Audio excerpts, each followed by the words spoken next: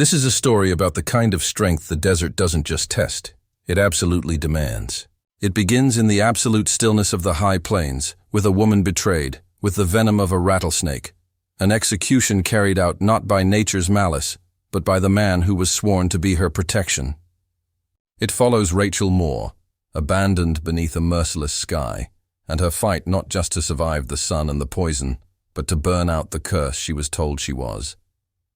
This is the unforgettable, quiet journey of courage, pain, and the strange, stubborn love that takes root and grows only in the hardest, most forgotten ground.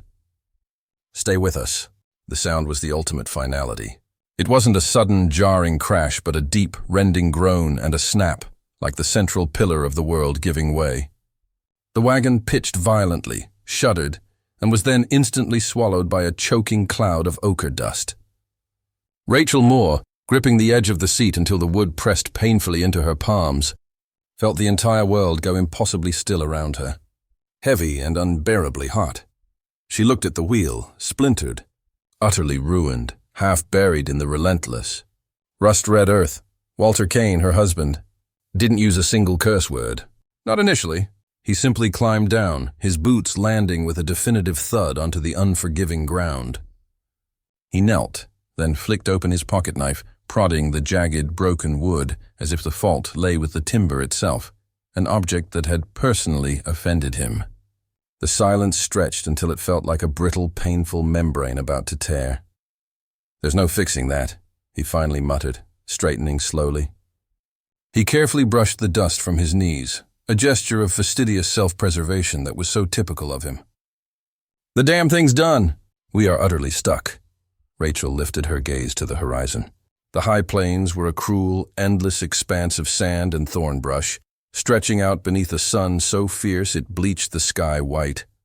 There wasn't a shadow of a tree line, no hint of water, just the shimmering, mocking illusion of distance that seemed to swallow sound and hope alike.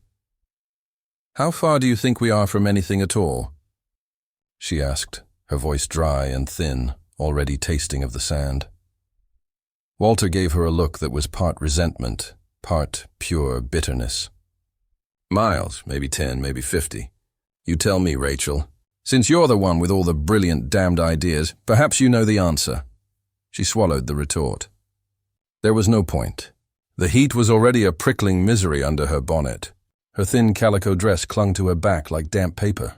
She shifted her weight, meticulously avoiding pressure on the raw bruises on her ankles. She earned those. Walter had made her walk for the last day and a half to spare the horse, claiming her lighter weight was a moral necessity. "Don't just stand there," he snapped, his voice sharp and dismissive, finally reaching into the wagon's storage space. "We're not dead yet. Get some firewood. We'll need it come night." He paused, his gaze cold. "Or maybe we'll just cook hope, huh?" Rachel took the empty canvas sack from beneath the bench. She didn't argue. She turned away, stepping into the brittle, whispering grass. The walk was agonizing. Her muscles screamed for rest, and her throat felt like sand. But she welcomed the distance. Every yard she put between herself and Walter was a breath of air she could finally try to hold. She headed toward a patch of scraggly mesquite. She walked with a hunched posture, squinting against the blinding glare. The ground was uneven, cracked open like old pottery, riddled with tough, thorny roots that seemed designed to trip the unwary. She bent down near a low, sun-scorched bush, reaching beneath it for a dead branch. Her hand fumbled, searching. That's when she heard it. It wasn't loud, but it was absolute. The unmistakable sound of dry, sharp alarm, a whirring rattle, a sound that felt more like an electric current running through her bones than an external noise. She froze. Every muscle in her body locked, a pointless gesture of self-preservation. The strike came anyway. Pain. It was not a dull pain or a bruise. It was pure, unfiltered, liquid fire that flared through her calf, fast, searing, and immediate. It felt like a white-hot brand pressed deep into the muscle. She let out a cry, a sharp, strangled sound that felt too small for the agony she was experiencing, and fell backward, her elbow scraping hard against the unforgiving rock. Her vision bulged. For a terrifying, crystal-clear second, she saw it. A thick-bodied rattlesnake. Scales patterned like broken, shifting geometry, slithering with impossible speed into the low shadow of the mesquite. Rachel clutched her leg, gasping, trying desperately to push the pain away. Her skin was already swelling rapidly, the flesh taut and hot around the two small, perfect puncture wounds. The venom was an invading presence, a relentless pulse of poison throbbing upward into her thigh with every frantic beat of her heart. "Walter!" she screamed, her voice hoarse, thin with terror. Silence. The wind only hissed through the dry grass. She tried again, louder, the word tearing itself from her chest. "Walter, please! I need help!" A minute passed, an eternity measured in the rhythm of the poison, before she heard him. Slow, deliberate steps over the loose gravel. He appeared above her, his shadow finally offering a brief black reprieve from the sun. "What the hell now?" he asked. There was no alarm in his voice, only profound irritation. His eyes were narrowed, completely devoid of concern, as if she were staging a dramatic fit. I was bitten," she choked out, trying to point. "Snake, a rattler! My leg." The pain was too great. She couldn't finish, swallowing a rising, hysterical scream. He knelt beside her, looked down at the wound. The swelling was obvious, the skin already changing color. His face remained utterly neutral. For one desperate, insane moment, Rachel thought he might help. That the bond of their marriage, however tattered, might compel him to reach for his knife, to tie a cloth, to suck the wound, to try something. Instead, he let out a low, theatrical sigh. "Well," he muttered, "ain't that just something?" Then, in a chillingly calculated move, his hand dipped into her apron pocket. She hadn't even felt him searching. When his hand withdrew, he held her mother's silver locket, the one treasure she had saved, the one piece of her life sewn meticulously into the lining for safety. "I always liked this," he said, holding it up. The polished metal caught the sunlight, gleaming with cold indifference. "What are you doing?" she whispered, the horror of the realization finally eclipsing the physical pain. He stood. He walked calmly to the wagon, unhooked the canteen, retrieved the small leather pouch of coins from beneath the seat, and slung it over his shoulder. He took a final look at her, a look of cool assessment, not pity. "You know," he said, his voice returning to that casual, conversational tone, as if concluding a business deal. "Maybe I was wrong. Maybe you ain't the curse, Rachel. Maybe you're the offering." He started walking. "No, Walter, don't! Please!" she screamed, the sound dry and cracked. But he didn't turn back, not once. His figure shrank against the immensity of the horizon. She cried out until her voice shredded and the tears dried instantly on her cheeks. She tried to crawl, digging her fingers into the sharp soil, but the poison had already taken hold. Her muscles trembled, her breath grew ragged. As the man she had married faded to a distant, mocking speck, Rachel Moore, utterly alone, with a wound burning like fire, closed her eyes and waited for the end. The buzzards were the most patient things on the high plains. They began as minute, hopeful specks, circling higher and higher against the immense, indifferent blue sky. They were not an arrival. They were the foregone conclusion. Sam watched them from the crest of a low ridge, the reins of his dun horse slack in his hand. He disliked them, not for their purpose in the cycle of life, but for the finality they announced. Buzzards meant something had already died, or was just about to. He nudged his horse forward with his knees. The animal moved easily, its gait quiet and practiced through the sagebrush and scattered stones. Sam rode without a saddle, as he had since he was a boy, feeling the subtle, intimate shifts of the animal's muscle beneath him. The sun was high, and the wind was dry and sharp, hissing through the gaps in the rock formations. He followed the bird's path, squinting into the distance, until he saw her. She looked impossibly small, a pathetic heap of calico and dust. One arm was flung out, reaching, or perhaps merely fallen, toward nothing in particular. Sam slowed his horse and dismounted. His boots landed softly on the dry sand. The buzzards, sensing the presence of a predator, or perhaps just another living complexity, flapped off, retreating to a safer distance. The woman wasn't dead. Not yet. Her face was blistered by the sun, her lips cracked, her hair plastered to her forehead with sweat and grime. Her breathing was so shallow it was barely noticeable. Her leg was grotesquely swollen, the skin stretched tight and discolored to a dark, sickly purple around the ankle. "Snakebite," he confirmed, frowning. "Western diamondback, if I had to guess." He had seen it enough times to know the color and the rate of swelling. He looked around the immediate area. He saw the broken wagon a short distance away, and then the clear sign of the human element, a trail of footprints leading from the wagon, followed by the faint, distinctive impressions of a man's boots walking away, quickly, heading toward the east. There had been someone else, and whoever he was, he had chosen the easy path. Coward, Sam hesitated, the sun beating down on his neck. This wasn't his concern. He lived alone for a reason. He had deliberately retreated from the complex, painful ties of the world. No one came to his land. He answered to no one. That was the deal he had struck with the emptiness. But she was dying.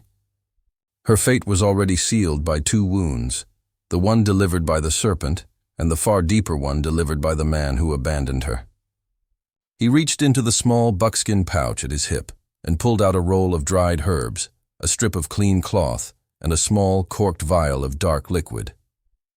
His deal with the world was one thing. The human necessity of action was another. He knelt. Sam began his work with the silent, precise focus of a man performing a necessary ritual. He muttered an old Apache prayer under his breath, a low, soft, nearly inaudible sound that he hadn't allowed himself to utter in years. It was a sound for healing, for restoration, a plea to the invisible forces of the land. First, he used the tip of his knife to make two small, vertical incisions just above the puncture wounds, not deep enough to cause excessive bleeding, but enough to open the skin. Then came the agonizing part. He placed his mouth over the incisions and drew. The venom was immediate on his tongue, intensely bitter, metallic, like old, dusty copper. He spat the poison into the dust, drew again, spat again, working with a frantic, desperate efficiency, racing against the clock of the circulating poison. He worked until a sudden swelling and painful tingling in his own tongue warned him he had reached his limit.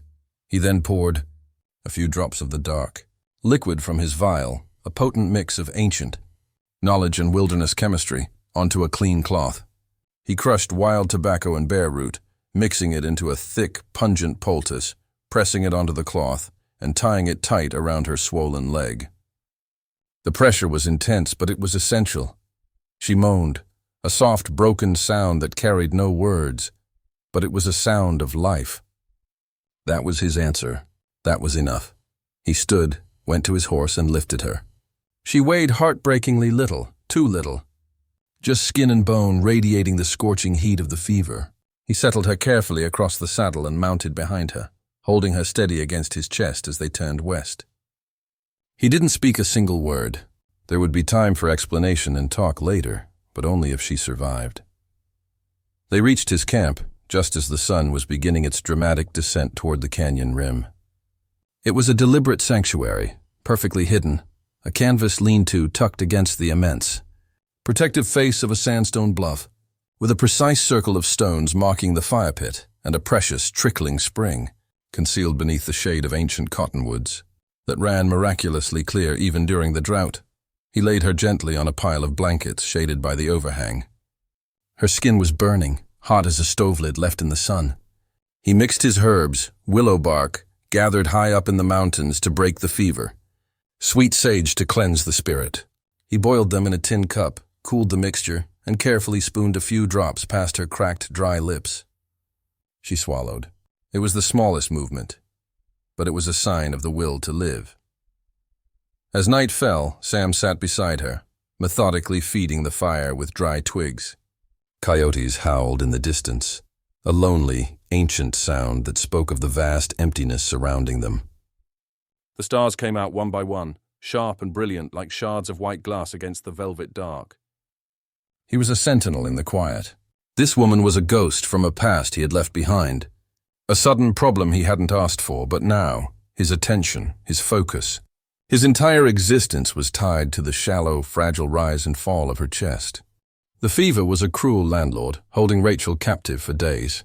Sam maintained his silent vigil, tending to her leg, forcing the healing tea past her lips, changing the cool, damp cloth on her forehead. She was mostly silent, lost in the delirium. But near midnight on the third night, she stirred. She whispered something he couldn't understand at first, a jumble of names and places. Sam leaned closer, his ear near her lips. "Walter," she murmured, the name sounding like a plea and an accusation all at once. "He left me." The pain in the simple statement was immediate and profound. She rambled on, her voice barely audible, speaking the truth of her life in the language of fever. "Took my locket. Said I was a curse." Sam stared into the fire. He didn't respond aloud, but he watched her face as she trembled, her expression shifting between fear and a deep, unconscious grief. She looked utterly vulnerable, stripped down to the raw bone of her survival. He knew that look. He turned his gaze fully back to the flames, and in the shimmering light, he didn't see Rachel. He saw another face. A young girl's, dark-haired, full of impossible light, laughing near a river that no longer belonged to his people. His daughter, Lena. She was 6 winters old when the sickness came. The memory was a dull, constant ache he had long accepted as part of his body. He had brought his family to Fort Sum, the Bosque Redondo, the reservation. The place the white men promised would be a sanctuary of peace, abundance, and safety. Instead, they had given them nothing but starvation, disease, and broken treaties. The high desert winds carried away more than just sand. They carried away their hope, their culture, and their children.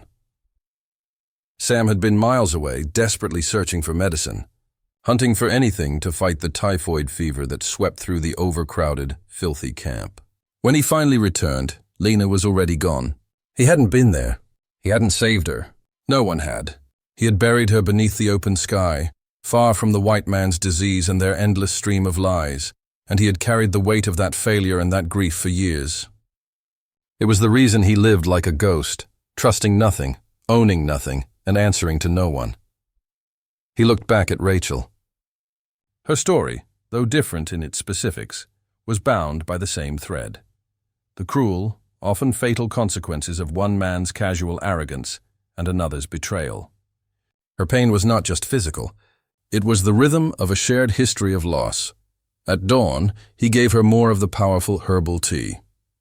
She was still hot, but the swelling had finally stabilized. The poison's advance was halting. That was a victory. He washed her leg again, changed the pungent poultice, and murmured the old healing prayers in the language of his ancestors, a language he rarely spoke now, but which felt right in this moment of fragile hope. When she finally opened her eyes late that afternoon, they were lucid. She blinked up at the massive red sandstone bluff above her, tried weakly to sit up and instantly failed. He gently pressed a hand to her shoulder, holding her down. "No. Rest." Her eyes found his, confused, hesitant, but recognizing him as the source of the cooling relief. Who are you?" He hesitated only a moment, offering the only name that mattered now. "Sam," she nodded weakly, the effort exhausting. "Rachel." Then, exhausted by the sheer act of conversation, she fell back into a deep, healing sleep. The fever truly broke on the 4th morning after she had been bitten. Rachel woke to a world that was suddenly, profoundly real. The soft sound of birdsong and the clean, bright scent of something green and earthy. The intense, searing pain in her leg had been replaced by a manageable, dull ache. She lay beneath a tattered wool blanket, her head cradled in a rolled-up coat, feeling the cool, dry air on her skin, feeling alive. She saw Sam by the fire, tending a blackened pot. He moved with a quiet, efficient economy, a rhythm that was completely absent of haste or wasted effort. He hadn't noticed she was awake yet. His profile, still and weathered, looked almost carved from the same red rock as the bluff itself. He turned at the small sound she made, a slight shift of the blankets. He reached calmly for a tin cup and knelt beside her. "Slow," he said, his voice low, rough, and sounding unused. He lifted her head gently and held the cup to her lips. The water was cool, clean, and impossibly sweet. Sweeter than anything she could remember tasting in the years she had spent with Walter. "Thank you," she whispered. Her throat dry, the words catching. He nodded once, his eyes meeting hers briefly. "You lived." He ladled out a portion of thin stew into a wooden bowl, and set it beside her with a spoon. It was humble food, beans, maybe a scrap of rabbit, but it was the most potent nourishment she had received in years. She forced herself to eat slowly, savoring the simple truth of the broth. When she was halfway through, she asked the question that still lingered in the air. "Is this your land?" Sam's eyes stayed on his bowl. "No one owns the earth," Rachel chewed slowly, absorbing his philosophy, contrasting it with Walter, who believed he owned everything: the land, the horse, her silence, and the small silver locket he took. "He left me," she said, finally articulating the truth without tears or hysteria. "My husband." I was bitten and he watched. "Took the water. Took the money."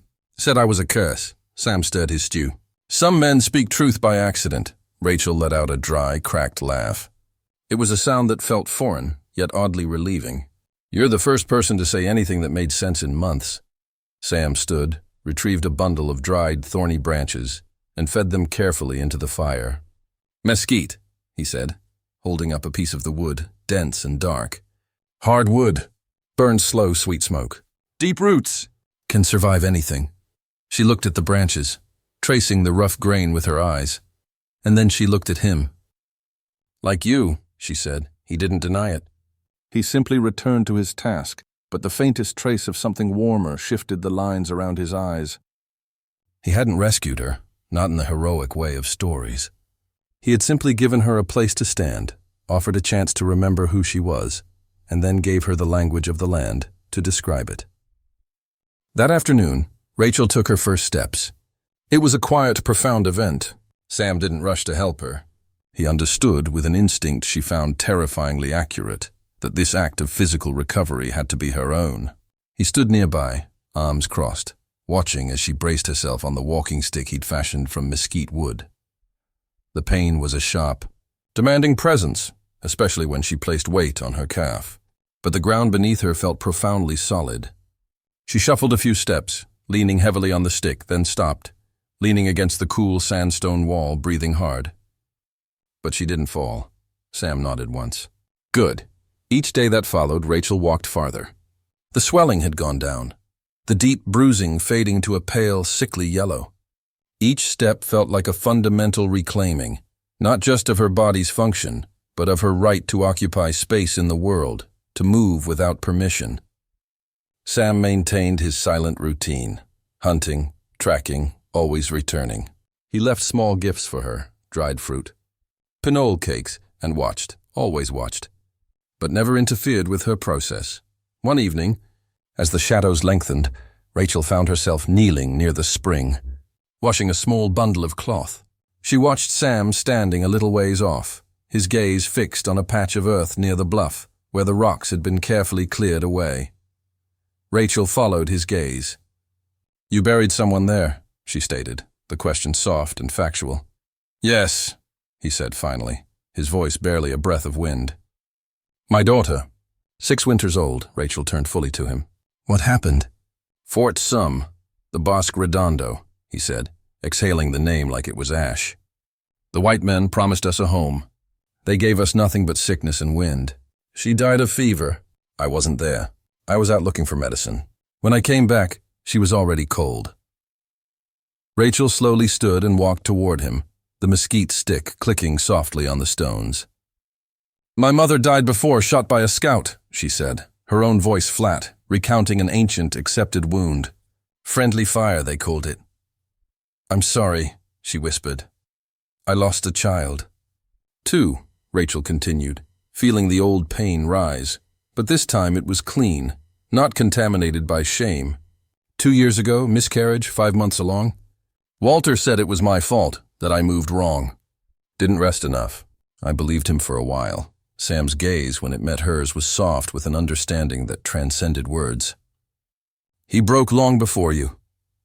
"I still think about the silence that followed," she admitted. "How cold he got, like something vital in him had broken, and he blamed me for the break. I didn't know what to do with that silence." Sam nodded toward the grave of Lena. "Sometimes we bury things we never had the chance to hold." They stood in the stillness.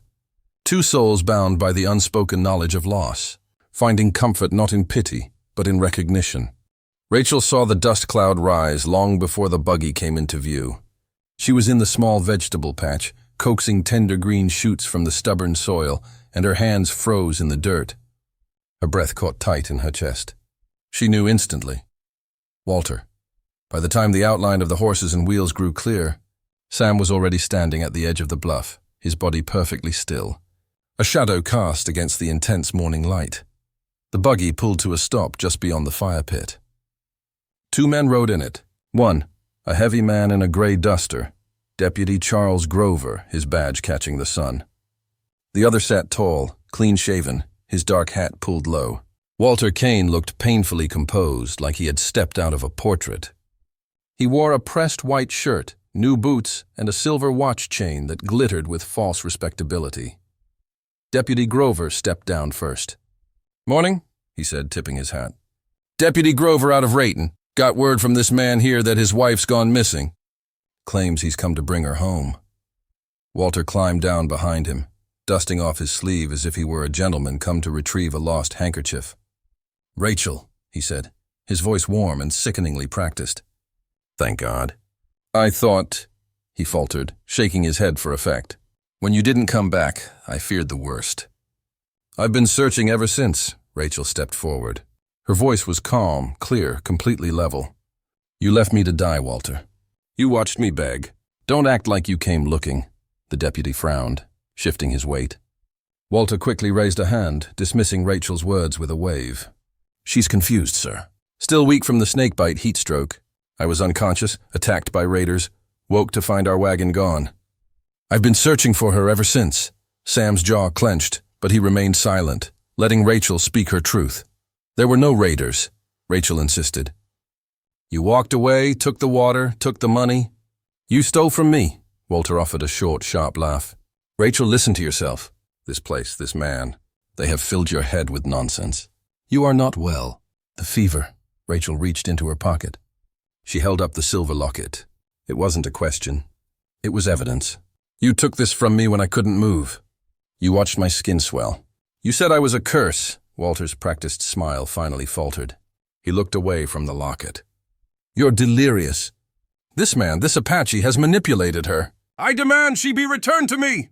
"She is my wife by law." Sam finally spoke. He stepped forward slowly, but with a sudden heavy presence that commanded attention. "She is not property," he stated, his voice low, steady, and utterly devoid of anger, a fact that made it far more powerful. "She is not yours to own. She is a person, and she chooses where she stands." Deputy Grover hesitated, his eyes moving between Walter's furious red face and Rachel's calm, defiant stance. He sighed. "Mr. Kane, I think we'll be returning to town. If your wife wants to press charges, she has every right. And unless you've got more than a marriage certificate and a story, I'm not taking her anywhere." Walter lunged forward, his finger raised in a snarl of impotent rage. "You listen to me." Sam moved. Not fast, not threateningly, but with a sudden, immovable presence that was simply there. Walter stopped dead in his tracks. "You'll leave now," Sam said. "You've done enough harm." The air held perfectly still, thick with the unspent energy of the confrontation. Walter stood frozen, staring at Sam with a mixture of hatred and shocked recognition of a superior force. Finally, Walter turned toward Rachel one last time, his facade completely gone, leaving only the raw, bitter poison of his soul. "You'll regret this," he spat, his voice low and cutting. Rachel met his stare without flinching. "I already did," she replied, her voice ringing out across the quiet camp. "But not anymore." Deputy Grover quickly ushered Walter back into the buggy. As the wheels rolled away, kicking up a final angry cloud of dust, Rachel stood for a long time, watching the speck on the horizon fade to nothingness. She wasn't shaking. She wasn't crying. The feeling that settled over her was not fear, nor even relief, but a deep, profound sense of victory. The victory of final closure. Sam walked over, standing quietly beside her. "You stood like stone," he said softly. Rachel took a long, clean breath, the air tasting free. He said, "I'd regret it. I used to believe that every time I spoke out, every time I disobeyed him, every time I dared to look him in the eye," she exhaled. I regret not standing sooner. You did, Sam countered gently. You stood when the choice mattered, today. I didn't feel brave, she murmured, looking down at the hand that still gripped the mesquite walking stick. Bravery isn't a feeling, Sam said, watching her. It's what you do. Rachel looked at him then, truly looked. Then you've been brave a long time. The silence that followed was not heavy or anxious. It was careful, respectful. Later, as they sat by the low fire, she stirred the pot of beans while Sam worked the edge of his flint knife.